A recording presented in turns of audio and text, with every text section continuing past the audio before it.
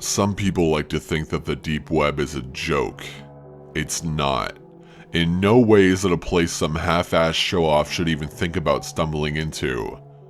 In fact, I would tell even the most seasoned of hackers with any fiber of a moral compass to stay the fuck away from that place. Because it's a place that will scar you and leave you terrified to follow the cyber footprints left by someone else's shadow ever again. I know this because I'm a hacker, or at least I used to be one. I had been using computers since I was 12 years old. I had always been fascinated with the idea of being a cyber crusader, determined to find the new uncharted territories of the internet. I'd gotten pretty good at utilizing bits of software here and there, and it even got to the point where the slow crawl of dial-up internet didn't even affect me anymore. Especially when you knew what processes you wanted active and which ones you could afford to kill to increase the crawl rate of your PC. In other words, I had a pretty good idea of what I was doing. By the time I was 20 years old, I could both safely and confidently call myself an ace when it came to hacking. I could keep up with the best and had made a name for myself among many other netizens on the web. In fact, I was among the few thousands who had managed to come up with the formula to hack the Google search bar in order to delve deeper into the directories to get what we wanted. Call it our own personal attack for having bought the rights for YouTube and slapping content creators with copyright infringements left and right. The early years of YouTube back then were not pretty. I had my channel taken down several times because of Google's little purchase. But that's neither here nor there. This plays no bearing on the story. I'm simply giving you a little history lesson, especially for all the younger netizens out there. Anyone who was a hacker knew about the deep web. It pretty much had the same purpose as most would speculate it does today. Drugs, guns, illegal imports, you name it, and that place pretty much had it. The deep web was, and is, the gateway into what is known as the global black market. I had purchased a few imported goods during that time and had a decent amount of drugs. It was about halfway through the first semester at my school. Sophomore year of college was my time to be stoned almost constantly, so I was a regular customer on the digital black market. Most of my friends came to me for the hookup, and I could always cut them a pretty good deal based on my frequent interactions with sellers on the net. To access the deep web, you didn't have things like Tor browsers, not back then. To access the darker side of the web, you needed to know what you were doing. Ghost hacking, proxies, parent directories, backdoors, scramblers, dump sites. These are all terms hackers utilized years back and when Java was not as prevalent in browsers as they are today. Back in the day, it was often referred to as the dark net. I don't know when it transitioned into the deep web and I don't really care. I'm never going back. I had just gotten some new equipment for my computer. The CRT I had been using finally quit, and after ordering a new monitor and some more RAM, I was pretty set to go.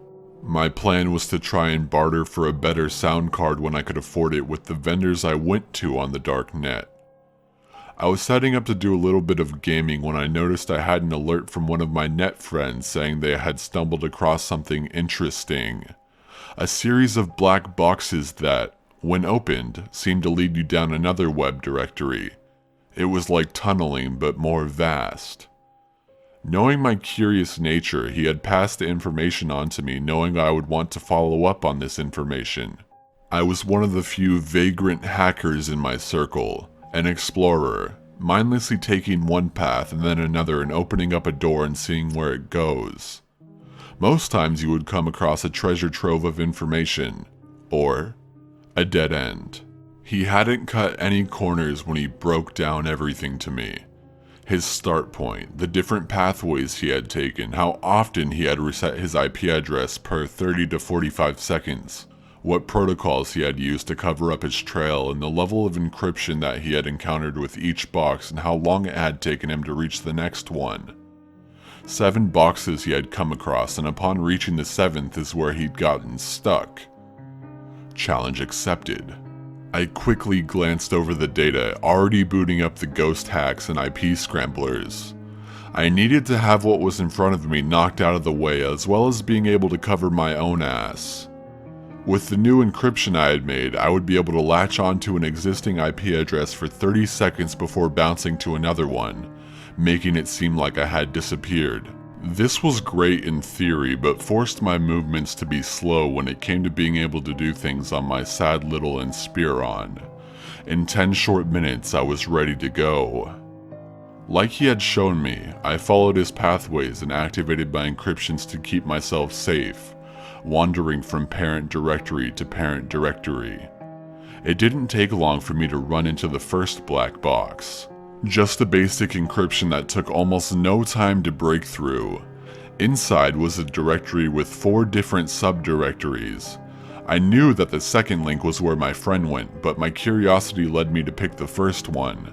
In about 3 minutes, I realized it was a dead end, so I quickly backtracked and made my way to the main directory, deciding that I wouldn't deviate from his original path. In about half an hour, I ran through all 6 black boxes, coming across the 7th and realized that the encryption on this particular box was very different. Every hacker, no matter how good, leaves a sliver of information behind. You just have to know what to look for. I knew my friend had been here and this is where he had gotten stuck. This was a unique lock, one that I knew would take a bit of time to break through the encryption. It was a Thursday night, I'd finished up my work early for a change, and I wasn't called into work, so I had time to kill.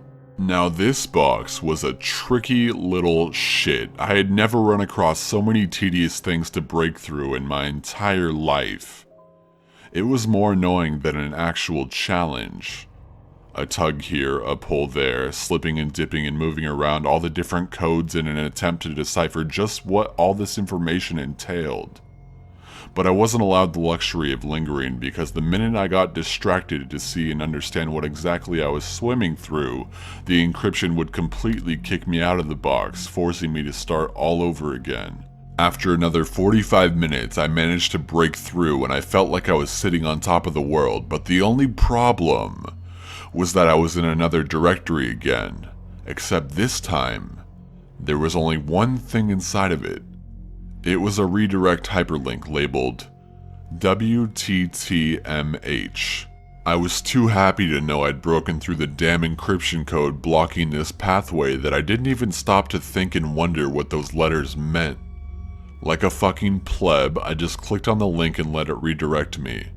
My ghost was active, so I wasn't worried about being traced. It did its thing, redirecting me to another website. This site took a little bit longer to load, possibly because my ghost was attempting to filter and tunnel through anything that would have pinged me on someone's radar. This was also an indication that I had entered through a back door, one that I really didn't have any business utilizing, but I did anyway. When messing around in the darknet, you only ever use the back entrance onto pages if you thought you were the shit and didn't think you'd get caught. That, or you were the site manager themselves. About 5 minutes later, the webpage finally loaded up. Soft, creepy carnival music played in the background, barely above the sound of a whisper. Even with headphones on, I had to really pay attention to take notice of it. Across the window, in big bold letters, read, "Welcome to the Monkey House." I was immediately intrigued. Being the huge Kurt Vonnegut fan that I am, I recognized the title for what it was. But for anyone who has read the compilation of short stories, I assumed I was about to walk into a place full of rebels, preaching on their soapboxes like they were Harrison Bergeron. I wished that had been the case. I wished it more than anything, now that I think back on it. A window popped up on the bottom right of the browser, a chat window and a greeting message. I'll never forget the way my heart almost shrank in on itself in response to that gray box. It read, "Welcome to the Monkey House, home of all the chills and thrills you can imagine and some even beyond your wildest dreams. Would you like a guided tour? Despite my interest, I didn't want to linger around in this place. The host was most likely surveying the area and monitoring all traffic flows spilling onto the site. Hell, the site owner could have very well been the one pinging that automated message to me right that second. "No thank you," I wrote. "If you insist, do you already know your way around the monkey house then? I don't think I've seen you around here before." "No, I was referred by a friend." I couldn't believe I just straight up lied like that, but I had panicked. Something told me that this wasn't some bot. I was talking to a real person, and I already knew I was a lot further in the darknet than I normally wandered into. They could eat me alive if I gave them a single reason to get suspicious of me. Their response: "Oh, you mean for the event this evening? We had given guest vouchers to all of our VIP members so they could invite their friends to tonight's special event." Event? What the fuck? There was an event? I decided I would just play along so as not to give myself away. I had clearly come across a membership-only site, waltzing in through the back door like I owned the place. "Yeah, that's it. I'm sorry, but I'm afraid I don't know my way around and I don't see any guide links telling me where I need to go or even where I can go." "Well, you wouldn't be able to see any of that with a guest voucher anyway. The Monkey House is membership only, and the only way in is either through a voucher or an actual invitation. This explains why I didn't recognize your IP address." My heart dropped into my stomach. Oh shit, he could see my IP. Which meant that if I didn't turn off my piggyback code, they would see my IP change right before their eyes. Panicking, I quickly pulled up my command prompt window and stopped my ghost from scrambling my IP and latching onto another person's as they passed within my latch zone. I stared at my now static IP address, listing that I was from Turkey. "I see. Well, the event will be starting soon. Just follow this link when you're ready. Chatting is free, but the picture quality will be reduced to SD resolution since you're just a guest. HD is for members only." I understand. Basic etiquette applies. You will receive one warning and then afterwards you will be banned. You are free to leave before the event has concluded, but your IP will be permanently blocked from regaining entry unless you are able to get a personal invitation to return back to the Monkey House. Your IP has been logged for future reference so that we may extend the invitation to you in the future. We will not be held responsible for any physical, emotional, or psychological trauma that you may incur due to attending the event. Do you understand the rules? I was so fucked. Yes, I understand. Excellent. Well, as previously stated, just click on that link that I provided and it will take you directly to where the event is being taken place. Thank you for coming and enjoy the show. The window disappeared off my screen and all I could do was stare at the website. The dark carnival music continuing to play softly in the background. A ticker flashed across the top of my screen announcing that the event would be taking place in just a few short minutes. I suspected that I was still being monitored, so I clicked on a link and it redirected me to another page, where a graphic of a stage and velvet red curtains were drawn. Ambient sounds that you would normally hear in a theater. The hushed whisperings of the audience, shuffling of programs, and even a person coughing every so often could be heard. I was impressed. They'd certainly gone all out for this thing, whatever it was. When it got to about 10 minutes till the launch, another window popped up on my screen. This time larger than the first, and different screen names began to pop up inside as people came into the room. It was clearly a group chat window, the one that would allow all of us to talk to each other while the show began. Some people immediately passed off greetings, as though they were being reunited with old buddies for the game and knocking back a beer. I hadn't chosen a screen name yet. remaining as the default anonymous 10235 or whatever the fucking number was at the end of it. A soft piano sound rang out and we watched the animated curtains part, and behind it was a video screen, more than likely connected to some live feed. The camera was off and the transmission was offline as stated in the top right corner of the window. People's excitement was clear in the chat and they all discussed what the event would be about. It must have been an understood rule not to talk in detail about what had been previously showcased in another session, as no one dared to drop hints or blatantly speak about what they had seen before. This was crazy. I was scared before I had even really did anything. Nothing was happening and I felt extremely on edge. That should have been my first sign that I needed to get the hell out of there. But I still hadn't said anything. Someone took note that I hadn't either. Hey, you think Anon went AFK?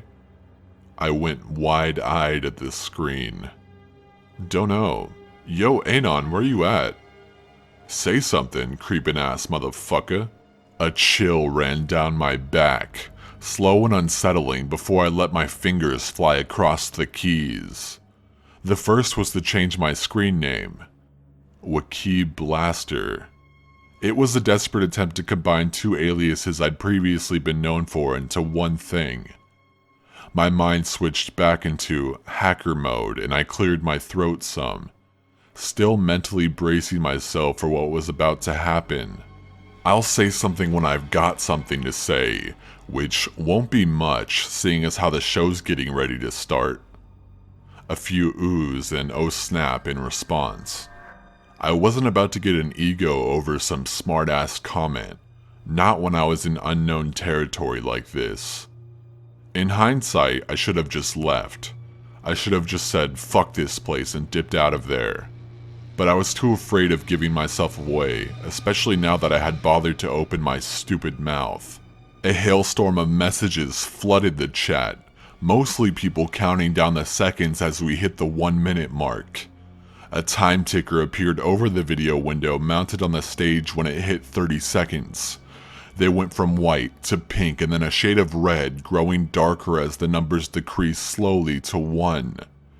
0 was completely blood red and then disappeared from the screen as static appeared in the video frame. The show was about to begin. A person with a mask appeared on the screen. The mask, a stark porcelain white with a pair of painted blue eyes and a black twisted smirk spreading across the lower portion of it. Their wild, matted hair stuck out around the edges of the mask, the rest hidden by a silk top hat. He was dressed to the nines, a deep red and black three-piece suit and half cape draped over one of his shoulders. He held a long, black cane with a silver skull atop the handle as the decorative piece. Good evening to you, ladies and gentlemen. For all returning members, it is so very good to see you again. As for all the newcomers, I welcome you to the Monkey House. I'm your host, Hans Twilight, the ringleader of this humble little carnival of mine. I couldn't help but laugh a little, feeling some of my anxiety wash away. What the fuck was I watching? I had been so worried about a sideshow freak like this. Jovial music played in the background of the video and I leaned back in my chair, silently fussing at myself for having gotten so worked up over nothing. We have a very special treat in store for all of you this evening. Are you ready for this little show of ours to begin? The chat room was soon flooded with messages confirming that they were, in fact, ready. Hans appeared to be looking off to the right where the window was and he let out a chuckle. Rolling the cane between both of his leather-gloved hands, he leaned towards the camera a bit more and tilted his head to the side. Very well, let the show begin! He stepped away from the screen, giving out a wide, flourishing gesture with his cane as he pointed the tip to an area behind him. It was too dark to see anything until an overhead light came on, illuminating a man strapped to a table who was wearing an elephant mask. He struggled against the leather straps binding him just as a buzzsaw roared to life at the space between his legs by his ankles. There was applause being heard in the video, something I had assumed and hoped was just an audio track that was playing in response. The chat was going crazy with excitement as my heart sank into the pit of my stomach, the realization of what was happening hitting me. I immediately covered my mouth with my hands. Oh my god. Starting out the night, we have Ringo, ladies and gentlemen. You all casted your votes last week and we held a little competition to see who this week's winning executioner would be. Trixie Mir 571, you are this week's winner and get to choose how each of our 3 attractions get to die. Your entry, Death by Table Saw, is what helped you win the competition, so here it is. I watched as that very screen name began to type out her gleeful screams and everyone else congratulated her. All except me. Did no one care about the muffled screams of the man strapped to the fucking table saw? What the fuck is wrong with these people? I was sitting there literally watching as Trixie typed more stuff into the chat window. I wanted to tell myself that this wasn't real, that this couldn't be real, but as Trixie typed out that she wanted the man to be slowly inched forward towards the saw, it became horrifically clear that this was in fact real. 2 men unstrapped his restraints and the elephant man immediately began fighting against them. Sadly, the other guys were bigger and stronger than him, each grasping for his respective wrists and ankles. His screams began to elevate as his legs were spread and arms held straight up above him. The sound of blades cutting into human flesh is no different than the sound of a butcher carving into a hunk of meat. The hum of the buzzsaw escalated as soon as it made contact, and the spray of blood that followed made me turn my head and cover my mouth. Elephant Man's screams were now a high-pitched squeal, and had I not been so afraid of vomiting, I would have used both of my hands to cover my ears. So I was greeted by the sounds of death while closing my eyes. I couldn't watch, I just couldn't, but the sound of meat being sawed through, the cracking of bones and the spray of blood intermingled with the horrible sounds of his screams would be forever burned into my mind. I ignored these sick bastards in the chat room because they were clearly all getting their fucking rocks off on this shit. During my time moving around in the darknet, I had heard rumors about stuff like this. These twisted shows with nothing but horrible people and guaranteed deaths for their victims. Each member paid monthly dues or some other bullshit, and the worst part was that the general public wanted more. They paid to watch people get tortured and killed and then cast aside without much of a care in the world. It was fucking murder. It felt forever before only silence remained in that place. That fucking audience applause track played again along with the dark carnival music. It wasn't until I opened my eyes to look back at my computer screen that I realized I had been crying. Never in my 20 years of life had I ever experienced anything so fucking messed up. I was that young person who had grown up believing in the good in everyone, that all people deserved a second chance. Not these guys. They all needed to be dumped off in a nuclear waste zone and left there to fend for themselves. Every single one of them. But I couldn't call them out on it. I couldn't threaten to tell the cops either. It would have been nothing for one of those guys on his team, or even the actual site host, to look at my static IP and realize I was actually piggybacking off of someone else. And without a way to escape, they'd zero in on my true IP address and quite possibly hunt me down. Actually, no. Scratch that. They would hunt me down. I tried to exit out of the browser just to pull myself out of that nightmare. My browser wouldn't close, not even hard killing it through the task manager did anything.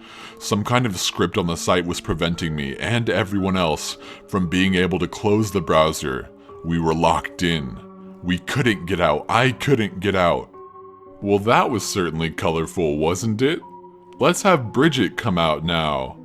The next victim was brought out. A young woman wearing a tiger mask. She was sitting in a clawfoot bathtub filled with water, a live battery and jumper cable situated on a table nearby. No, fuck! I didn't care anymore. I couldn't watch another second of this. I activated my command prompt. I was going to kill these scripts one at a time if I needed to. I just needed to make enough of a hole for me to wiggle out of. Just enough to get myself out and have it seal itself shut behind me. Since I assumed I was the only one trying to get out, then a couple of scripts dying here and there wouldn't bring me any unwanted attention. The very second I killed one script, a separate chat window popped up onto my screen. I've been waiting on you to make your move. My mouth went dry almost instantly, my hands frozen as they hovered above the keyboard. No, they couldn't have noticed that. It was just some basic, insignificant code that wouldn't have affected any of the scripts on the current page. It was just some silent background coding. I decided to play dumb. What are you talking about? You think I don't recognize a fucking ghost hacker when I see one? God fucking damn it. I had been so careless, I knew I had. I should have never let my curiosity get the better of me. I'll give you some credit though. I know you're not in Turkey, but you're doing a fan-fucking-tastic job of misdirecting me from your real one. Now I was scared. I was fucking terrified. This person was trying to put a crack in the only shield of protection I had in this place. If I had known this was going to happen, I wouldn't have bothered making my IP static in the first place.